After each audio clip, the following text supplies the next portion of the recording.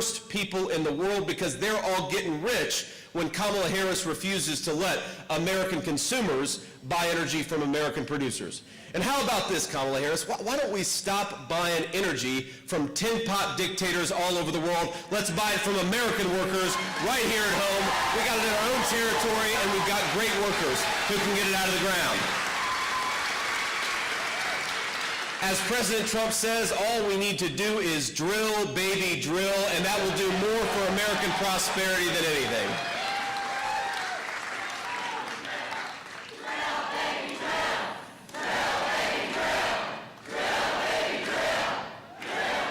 Now, we of course have a lot of other economic problems in this country, but it is hard to talk about any of those problems without focusing on energy. I was actually just asked backstage by a couple of local reporters, what is the most important thing that we can do to lower costs on American consumers? And the answer really is drill, baby, drill.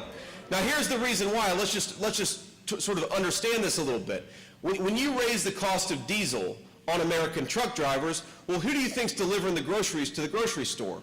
So you raise costs on those truck drivers, you make groceries unaffordable for American consumers. When you raise the cost of energy, American farmers can't grow food in the same way they were before, so that raises the cost of food on American consumers. When you make it harder for the truck drivers to get the lumber to the construction site, then you raise the cost of housing on American consumers.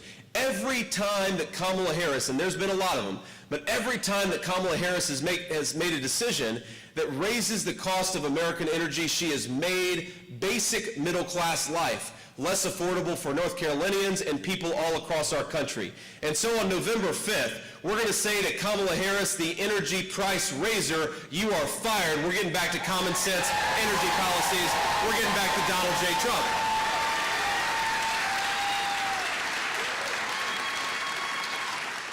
Now, let's just go through some basic facts here on what Kamala Harris's economic policies have wrought right here in the state of North Carolina. The cost of living in this state is up 22%. That means the average North Carolina family is spending about $12,000 more per year. $12,000 more per year, about $1,000 more per month, just to afford now what they could have afforded 3 years ago. Now, how does that make an ounce of sense? Make North Carolina families spend a lot more money just to afford what they could have afforded for a lot less 3 years ago. But that's Kamala Harris's economic policies. Inflation has cost the average North Carolina family over $30,000 since Kamala Harris took office. Gas prices are 30% higher today than when Kamala Harris took office, and home prices, especially here in Raleigh and some of the big cities, housing is completely unaffordable for young Americans. 56% higher thanks to Kamala Harris's policies. And I've got 3 kids, and I think I speak for all the parents and the grandparents out there. We want our young families to be able to afford the American dream of home ownership. That's why we've got to get Donald J. Trump back in the White House.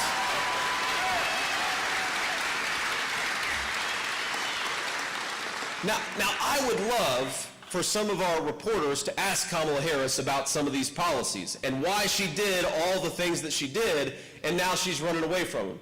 She has flip-flopped on literally every single proposal that she ran on in 2020. Now she says she doesn't believe. I mean, she practically is at this point where she could walk into this room right now, and she could steal one of your red hats, sir, and put it on and say, "Make America Great Again," because Kamala Harris is practically just running on the Trump agenda right now. But as much as she's running on the Trump agenda, she has been in office for 3.5 years, and she hasn't done a damn thing about it. Kamala Harris, stop talking about what you will do. Start talking about what you have done, and the answer is not a damn thing.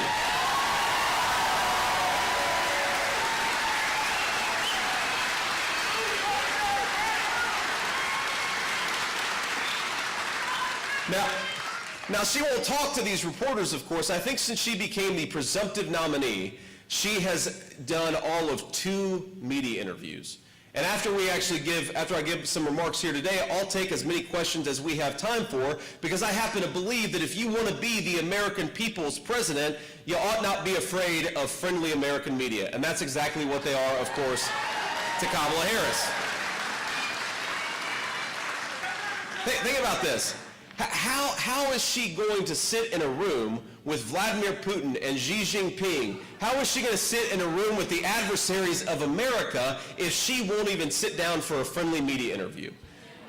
She can't do it, and we can't trust anybody who's so afraid of her own people that she won't give an interview to actually represent those people on the world stage. But here's, I will say, there's something selfish about this, because part of the reason I want Kamala Harris to do more interviews is because there's so much comic relief in it. I really do believe that every time she answers a question, we gain about 100,000 votes. So I do selfishly wish that Kamala Harris would give more interviews to the North Carolina media, because then I think this state wouldn't even be close come November. And I don't know if you've seen, my friends, some of these interviews that she gives, but they'll say, well, Kamala, give us your specific plan. What is your exact plan for how you're going to lower the grocery, food, and housing prices for American citizens? And she'll say, well, did you know I grew up in a middle-class family?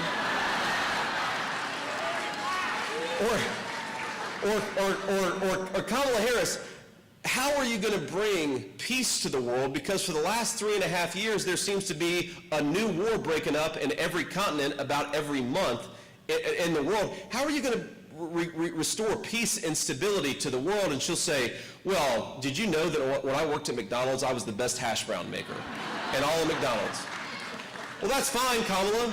I like McDonald's hash browns too, but that has nothing to do with what your plans are to fix the problems and the crises you've caused for the last 3.5 years. We do not care, Kamala Harris, about how much you want to talk about yourself. We want to understand how you're going to fix the problems for the American people, the problems caused by your policies and under your watch.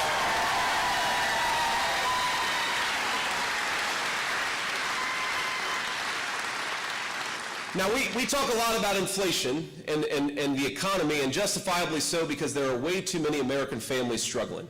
And I want to say to anybody who's here today, anybody who's watching on TV, my friends, I understand that pain very personally, because I myself grew up in a family where we very often lived paycheck to paycheck, and a lot of times much worse than that.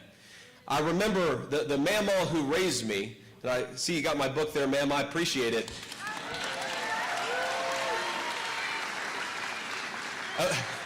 Available wherever bookstores are sold, so go out and get yourself a copy if you haven't yet. But I know there are a lot of mamaws in North Carolina, because there are a lot of Appalachian people in North Carolina, and we call our mamaws and papaws our grandparents and grandmas and grandpas. But look, here's the thing. I remember growing up with mamaw, and I remember a couple of things in particular. One is when times were really tight, and there was a particularly cold winter night, sometimes we didn't have the money to turn on the heating. And sometimes we'd plug in a space heater and just sit by it before we went to bed, or sometimes we'd throw a few extra blankets on. And I remember thinking, when I am a grown man, I don't really, the American dream to me, it's not about writing a book, it's not about starting a business, it's not even about running for vice president, as fun and as cool as this is. The American dream to me was I wanted to be able to give my kids the things that I didn't have when I was growing up. But I believe that we are a rich and prosperous enough nation that no American family should have to debate whether they can afford to turn on the heating in the middle of a cold winter night.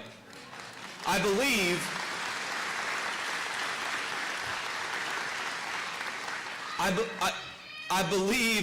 love you too, I believe that we are a rich and prosperous, don't tell my wife, rich and prosperous enough nation that no matter where you grew up or no matter where you're from, you ought to be able to afford a nice meal on a Friday night.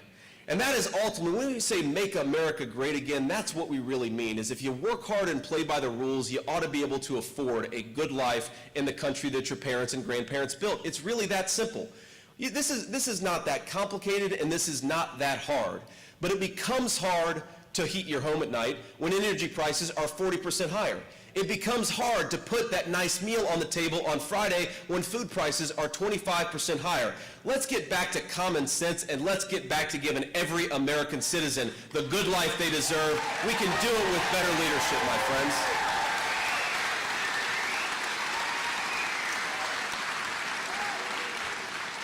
Now there is nothing more important, I believe, and it connects both to the economic issues, but it also connects to basic public safety, like Kamala Harris's wide open border. Because if you think about it, why have housing costs gotten so high? There are two basic reasons. Number one, Kamala Harris made it harder in this country to build homes, and she made it so that our interest rates shot through the roof. There are a lot of Democrats celebrating right now that they lowered interest rates by 0.5%.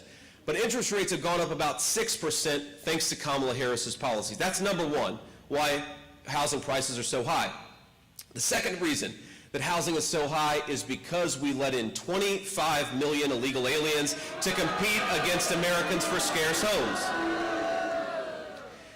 And here's the thing, when you take the same number of houses and you bring 25 million people who shouldn't even be here and you force Americans to compete against those 25 million, then that's going to drive up the cost of housing for everybody. We got to get those illegal aliens out of here and secure our border, and that's the best thing that we can do to bring back housing affordability.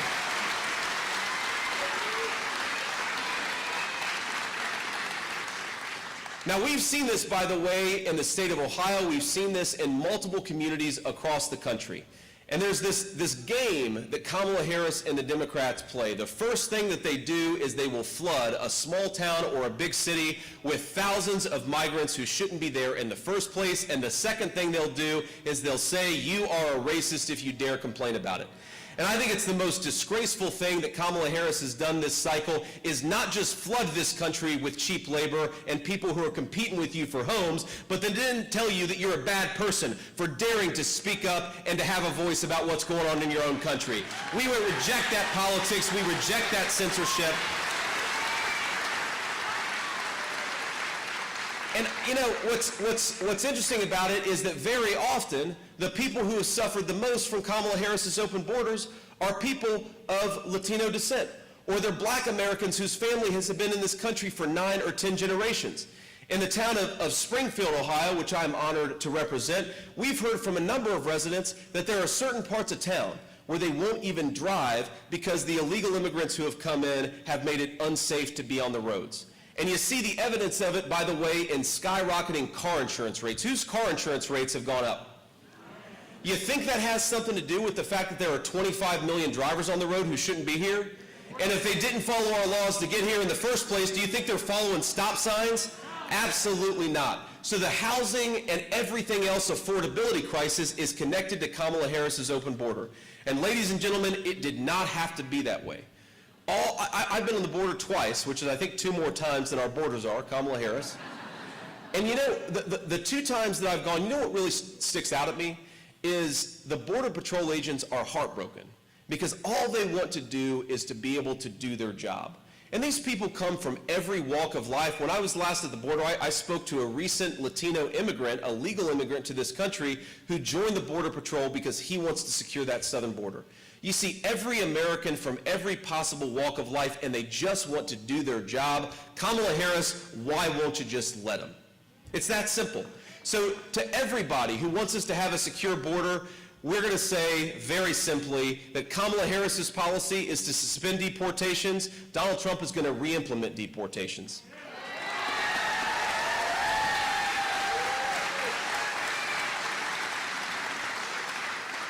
Kamala Harris's policy is to decriminalize all illegal immigration. Donald Trump's policy is to enforce the border and build the wall.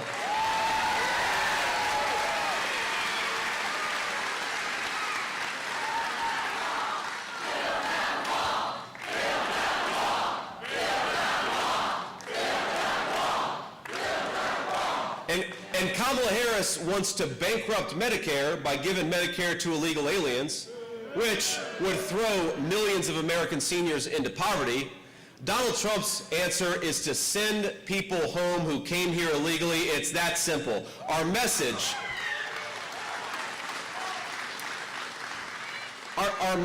to illegal aliens who've come to this country, who've driven up the cost of housing, who have made it more expensive for Americans to afford a good life, to the drug cartels who have brought in pounds and pounds, tons and tons of fentanyl into this country, our message is simple. In 6 months, pack your bags because you're going home.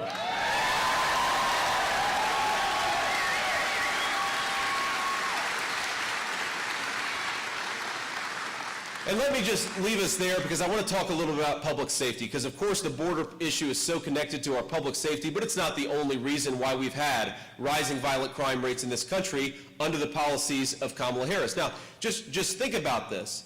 At the RNC convention, you all probably saw this wonderful young mother, beautiful woman with a handsome, probably 14-year-old kid who talked about her 14-year-old son dying of a fentanyl overdose. And how did he die of a fentanyl overdose? He died because he did what a lot of teenagers in this country do. He made a mistake, and that mistake was laced with fentanyl, and it took his life. And I remember after that woman's testimony, which was the most powerful thing I saw at the entire national convention, after that woman's testimony, there were a lot of these, online social media trolls who attacked this woman for daring to speak about what was going on in the country and for daring to talk about her son. And they say nasty, hurtful things like, well, why was your son taking something bad in the first place? And I remember one thinking, what a disgusting person to say that to a young mother who just lost a child. But more importantly, don't all of us want our children to grow up in a country where they can make childhood mistakes and not have it claim their life? I am the father of a 7-year-old, a 4-year-old, and a 2-year-old. And as every parent will know, kids, especially teenagers, don't do everything that you want them to do. In fact, my 2-year-old doesn't do everything I want her to do.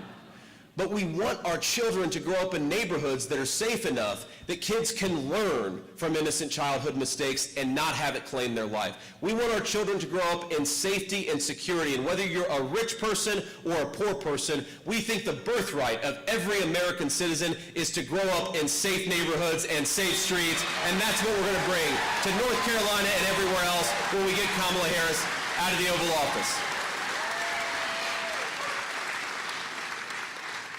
Now look, I cannot overstate how crazy this is and how we shouldn't be here. We should not be doing these things to our country. And we have so much going for us. We have the best people. I really do believe that we have the best workers, the best technology, the greatest historical traditions of any nation on the face of the earth, my friends. The one thing that we don't have is good leadership. We do not have a vice president who is fit to lead the greatest country in the world.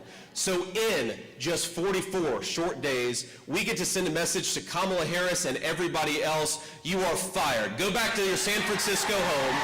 You can act like a San Francisco liberal there, because we are going to elect Donald J. Trump, President of the United States.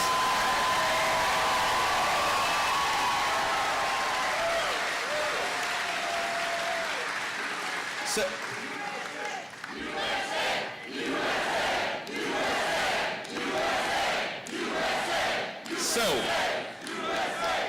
I know we want to take some questions from the media, but I'm asked everywhere that I go, what can we do?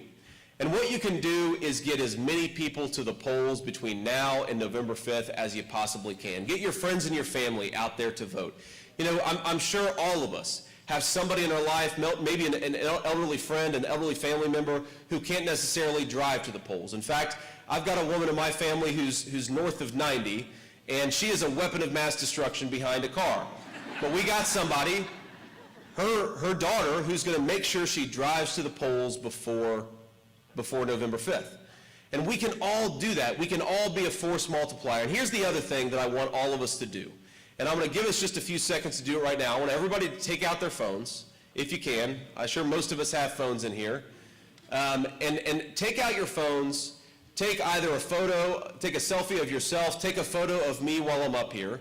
And I'm going to ask you to go to whatever social media you use, whether it's Facebook or X or anything else, and get out there and post that story. And not just post it, not just post the picture, but give one reason why you're going to vote for Donald J. Trump. Because we are never going to have the media behind us. We are never going to have the big tech oligarchs behind us. But what we do have in this country is we've got the truth behind us and we've got the power of people behind us. So let's get that people power out there. Let's march every single day. Let's knock on every single door. Let's make every phone call that we can, and let's win this race and take this country back. Our country deserves better leadership, and we're the ones who are going to make sure they have it. God bless you guys. Thank you.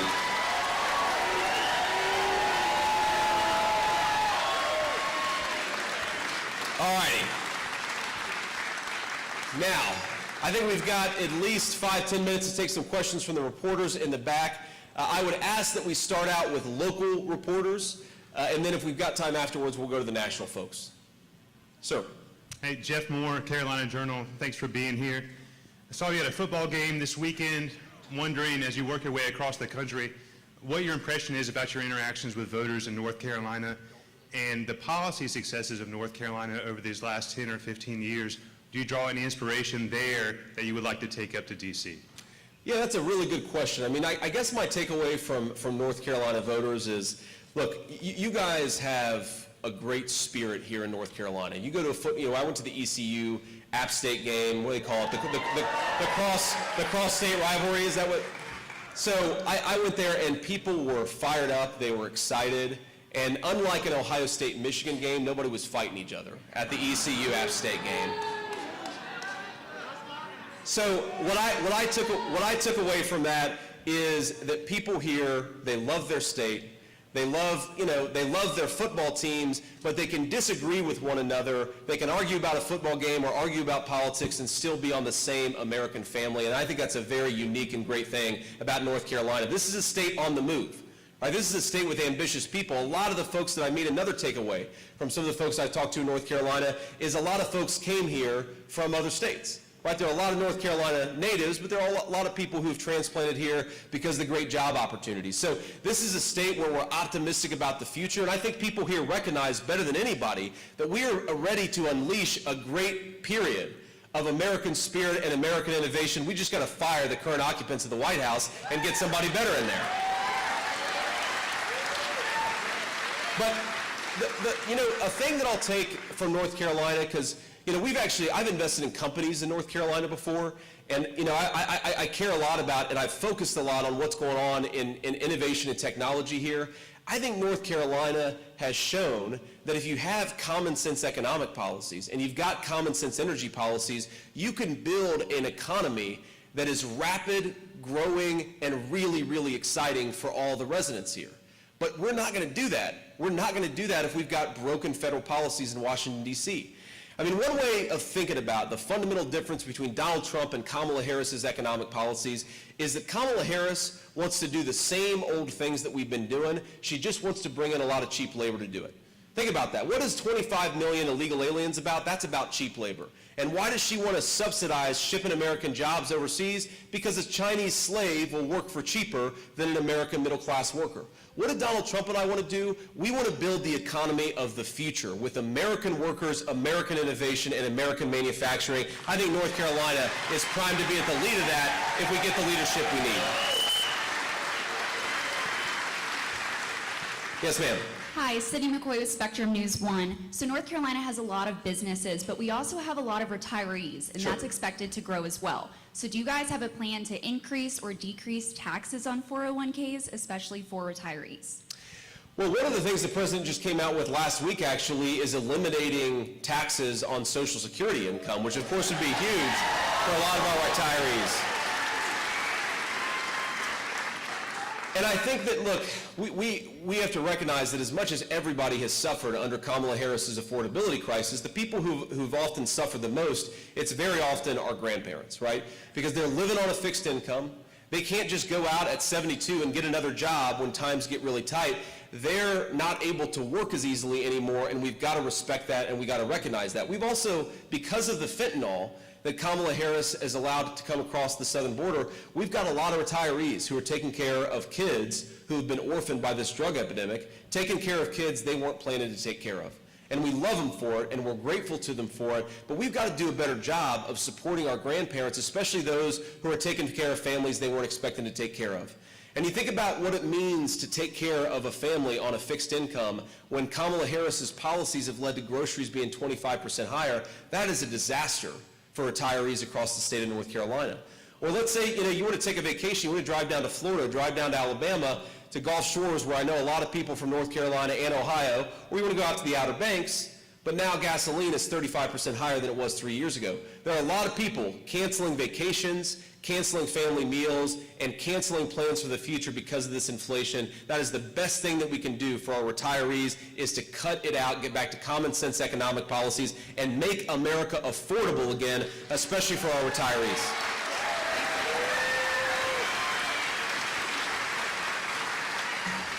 Senator Vance, AP Dillon, Yes, North ma'am. State Journal. Thank you for taking my question. You had talked earlier about energy independence. Could you expand on that just a little bit more? Are we talking opening up gas leases, or what does that have an impact for North Carolina? And how will that impact basically the eastern coast? Well, there are a few different things that we have to do. Number one, the Harris campaign, or the Harris vice presidency, has imposed a number of power plant regulations that are absolutely nonsensical and raise the cost of energy for North Carolina consumers. The second thing is, we've got a lot of natural gas capacity all across our country. We don't have the pipelines to get this stuff where it needs to go. And Kamala Harris has got to stop shutting down pipelines. We need to be opening up pipelines, lowering costs for American consumers and everybody else. I want to make one more point just very specifically, because people very often don't realize the connection between energy and food prices, and it's connected in a whole host of ways. But you know one other way it's connected is, do you know what the main fertilizer that we're using in our farms is derived from natural gas? So if you jack up the cost of natural gas, you're going to make farming more expensive, you're going to make food more expensive. And you want to know something really crazy and should scare all of us? As much as we've got going on in this country, we've got some very serious crises, and this is maybe the biggest. You know, when the very first time, I believe in the history of this country, that we became a net food importer? And you know what that means? That means that we're eating more food than we're growing. We've always grown more food than we've eaten in this country. You know, the first full year that we became a country where we eat more than we grow, 2023, under the policies of Kamala Harris. So it's bad for our farmers, it's bad for anybody who goes to the grocery store, but this is a massive national security issue. The dumbest decision, I'm 40 years old, the dumbest decision made by American leadership in my lifetime was they decided that we didn't need to make our own stuff anymore. So a lot of things, from the ibuprofen to the antibiotics to the manufactured goods, a lot of this stuff is made in China or somewhere else. It's a disgrace, and we've got to stop it. But if it was a mistake to ship our industrial base off to China, then isn't it an even bigger mistake to ship our food supply to countries that very often hate us? This is craziness.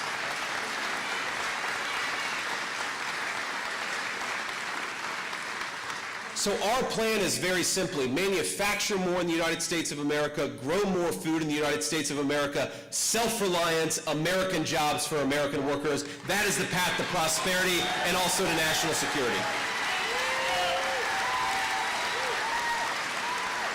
Thank you. Ma'am. Hi, Senator. Lucille Sherman with Axios Raleigh. You mentioned food and manufacturing industries. Deporting migrant workers could have a significant impact on a state like North Carolina, which relies on migrant workers for hog farming, crop harvesting, construction, and more. How would your administration address that? Well, first of all, if you talk to farmers, farmers are as upset about the open border as almost anybody else. So I think farmers, and certainly I, reject the idea that the only way to have a productive farm economy is to allow 25 million illegal aliens into this country. It doesn't make an ounce of sense.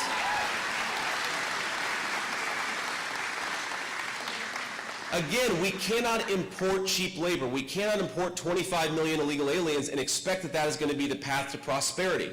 It doesn't work like that, and we've now tried this for 3.5 years. Think about it. The Kamala Harris argument is that if you let in millions upon millions of low-wage illegal laborers, that is going to make everybody better off. Well, she's been running that experiment for the last 3.5 years, and I don't think many of us feel better off, do we? So let's try a different approach, lean into the future, but do it with American workers and American products.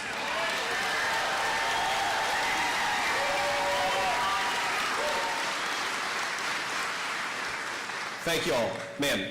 Hi, Senator. Vivian Salama from the Wall Street Journal. Thanks for bringing us along. I have a quick, big picture and then one on news of the day, if that's okay. Sure. Just in terms of you joining the ticket with Donald Trump, with President Trump, before you were a senator and you had your own independent views, some of which were a little bit different than his, maybe even a bit more conservative. Similarly, Vice President Harris was a senator and she joined the ticket, she was a candidate briefly. She had a bit more left-leaning views than President Biden, and when she joined the ticket, she also moderated to be in line with him. So how do you distinguish between the two? Obviously, there is some daylight between what you were saying before and now that you're on the ticket, what you're saying as part of the Trump-Vance team, similar to the vice president. So how do you distinguish that? So that's the first question. The second question is? Really quickly, just on the Fed cutting, it's a very Wall Street Journal-y question, but the Fed cut the interest rate today by 0.5 percentage point, going to alleviate inflation for a lot of people, and so if you have any reaction to that, we'd love it. Well, look, my reaction is my reaction is a 0.5 point is nothing compared to what American families have been dealing with for the last 3 years.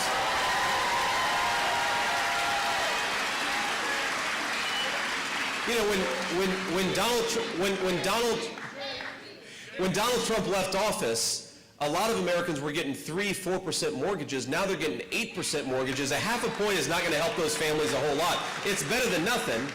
But again, the reason why we have sky-high inflation, the reason why we have high interest rates is because Kamala Harris cast the deciding vote on the Inflation Explosion Act, and then she tried to do everything she could to shut down American energy. So Americans are suffering from this stuff, and the fact that the Fed is going to give them a little relief in the midst of an election, by the way, is nothing compared to the disaster that Kamala Harris's policies have caused in this country. So,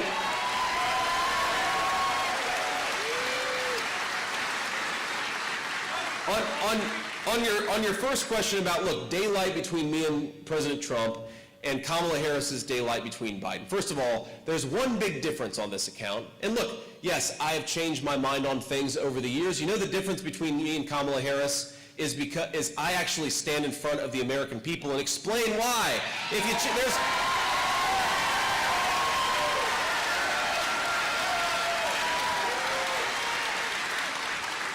There's nothing wrong with changing your mind in this country, but when you change your mind, you ought to explain to the American people why. It's that simple, and that is the big difference. Now, look, of course, do I agree with President Trump on every single issue? Of course, nobody agrees with any person on every single issue. You know what the difference is between me and President Trump? Number one, he got millions and millions of Republican primary voters. He is the leader of this party, and he sets the agenda. So, of course, So look, of course, the difference, and it's funny that Democrats want to focus on this, the big difference between President Trump and Kamala Harris is votes. He actually got the votes of Republican primary voters, and Kamala Harris never did.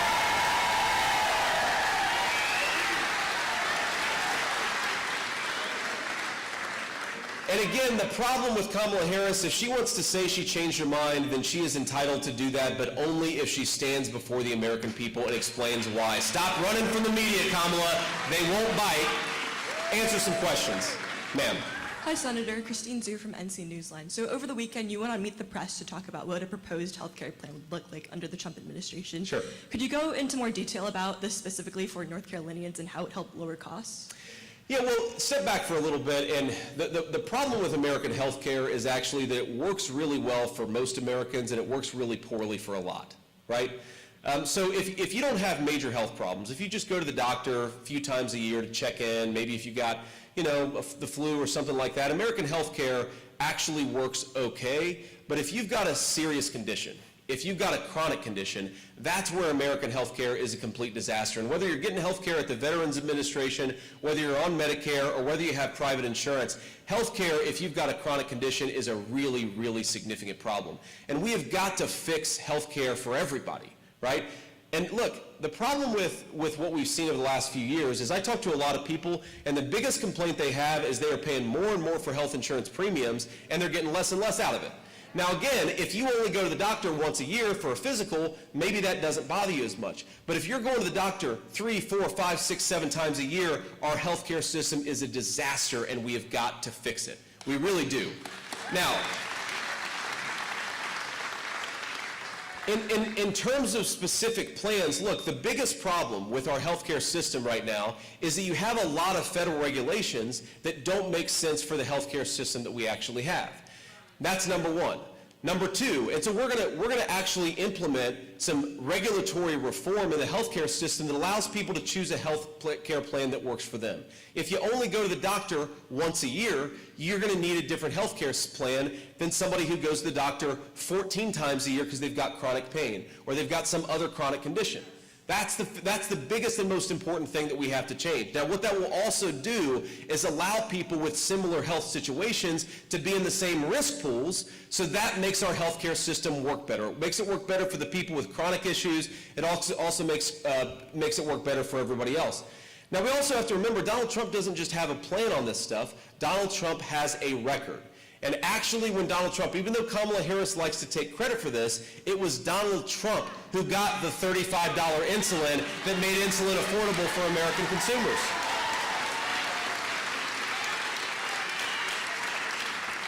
And the final point I make on this, one of the most expensive, significant healthcare costs in our country is, of course, prescription drugs. And remember what President Trump has said repeatedly, something that for some reason, the Harris talks a lot about lowering the cost of drugs, but she never goes here, and the reason she doesn't go here is because she is in the pocket of Big Pharma. And what Donald Trump has said is that Europeans are paying way less for prescription drugs than Americans are. We should let companies bring in drugs from Europe, lower the cost of prescriptions for American consumers, and make everybody better off and healthier in the process. Ma'am. Hi, Senator. Mia McCarthy with Politico. Question for you about the Haitian migrants in Springfield.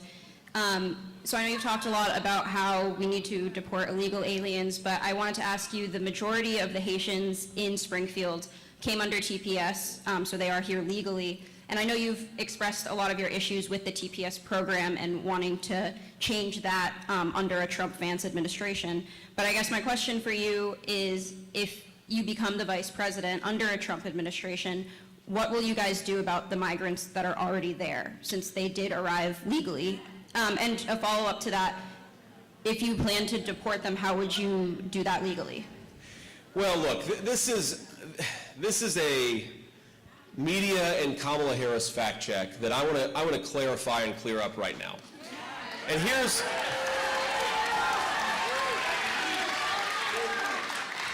Now, the media loves to say that the Haitian migrants, hundreds of thousands of them, by the way, 20,000 in Springfield, but hundreds of thousands of them all across our country, they are here legally.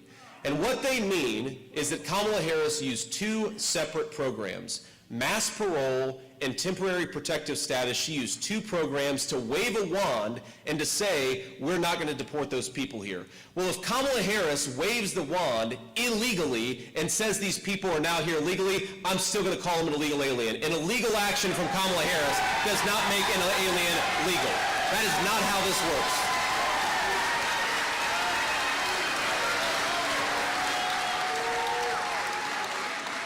And again, I want to focus our attention, my friends, on how much the media is gaslighting us and lying to us about this. Parole. We have, let's get into the weeds a little bit, we have a parole power in our immigration laws. And what that means is the president or the vice president can use the power to basically say, this one person, we are going to parole them from complying with our immigration laws on a case-by-case basis. Now, maybe there's some reason. Maybe it's somebody helped us overseas and their life is in imminent danger. You can parole that person. What is fundamentally illegal is for Kamala Harris to say, we're going to grant parole, not on a case-by-case basis, but to millions of illegal aliens who are coming into this country. That does not magically make them legal because Kamala Harris waved the amnesty wand. That makes her border policy a disgrace, and I'm still going to call people illegal aliens.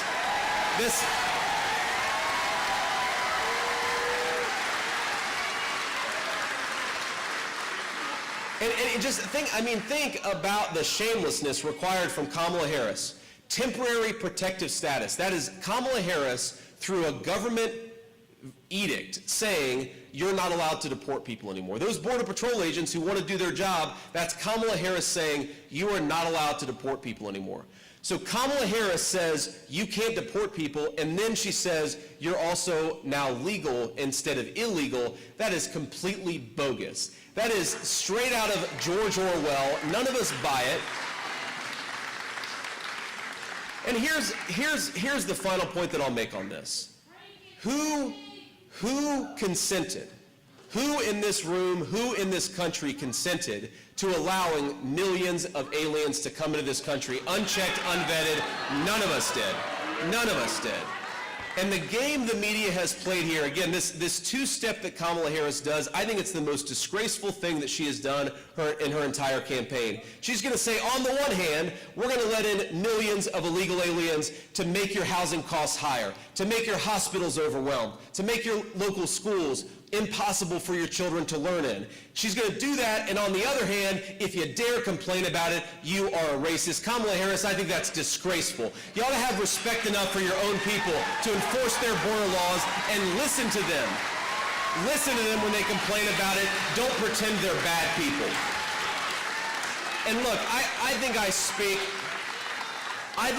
for every person in here, and I think I speak for a lot of people, a lot of undecided voters, but certainly a lot of Republicans, independents, and Democrats who are voting for Donald Trump. We are allowed, under the First Amendment to this country, to tell our leaders that they're doing a bad job. We are allowed, Kamala Harris, to tell you got to stop importing millions of low-wage foreigners into our country. We are allowed, Kamala Harris, to tell you can't jack up the cost of housing by giving foreigners homes instead of American citizens. We're not bad people for loving this country.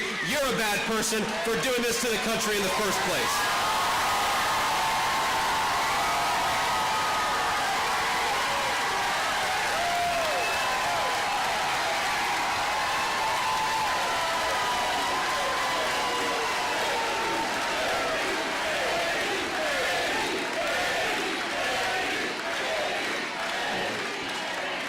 Thank you. Well, I don't think I can top that one, everybody, so I think that was the last question. Let me just leave you with one final thought. So I am asked pretty much everywhere I go, how are you doing? And I know that question comes from a very incredible and kind place. Of course, we've got a crazy political atmosphere, and people are asking me how I'm doing. But look, I'm doing great. Don't ever worry about me. This is one of the greatest opportunities, the greatest honors I've ever had in my life. Now, and I appreciate that, sir. I need your prayers. And, I talked to the president on Sunday. I've talked to him since then, of course, too. But on Sunday around 1:45, I was sitting at home with my son, my 7-year-old, and the president calls me, and he says, JD, they just tried to do it again. I said, they did what? He said, they tried to shoot me again. And he kind of told me the story of what would then become public a couple hours later.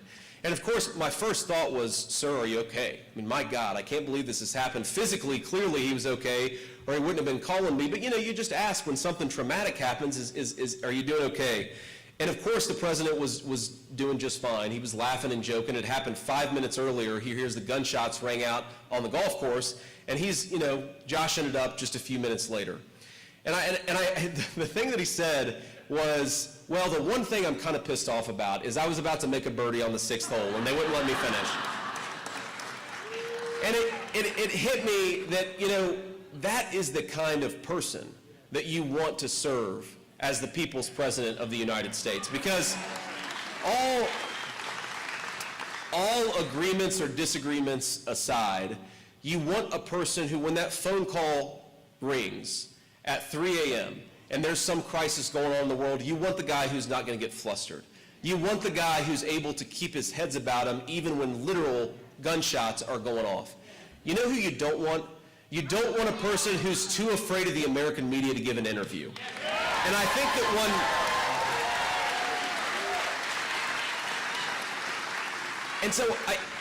one thing I'd like to say to our friends, maybe those who are watching or watching this clip who are undecided on President Trump. Yes, everybody is going to disagree. Even a hardcore conservative Republican is not going to agree with every single other conservative Republican on an issue. It's okay to disagree about issues. In fact, it's one of the great things about our country, right? And one of the great things about our movement is that we believe in debating differences, not censoring our fellow citizens. But what you really want is not a person you agree with all the time. What you really want is a person who is level-headed and calm in the midst of crisis, and that is Donald J. Trump more than anybody right now in public life.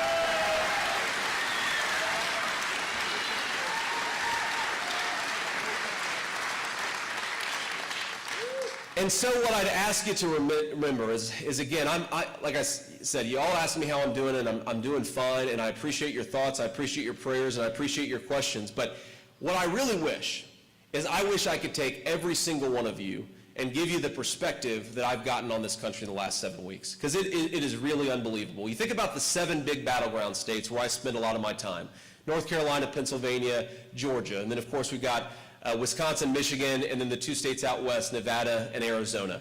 Those states, just think of their incredible diversity. And I fly into each of them, probably I'm in at least one of those places almost every single week. And it's amazing to me, you see the incredible diversity and beauty of this country. And I can't help but think every time I fly, over the mountains of North Carolina, or I fly and see those beautiful deserts in Arizona, I can't help but think, my God, this is the most beautiful country in the history of the world. It really is. And what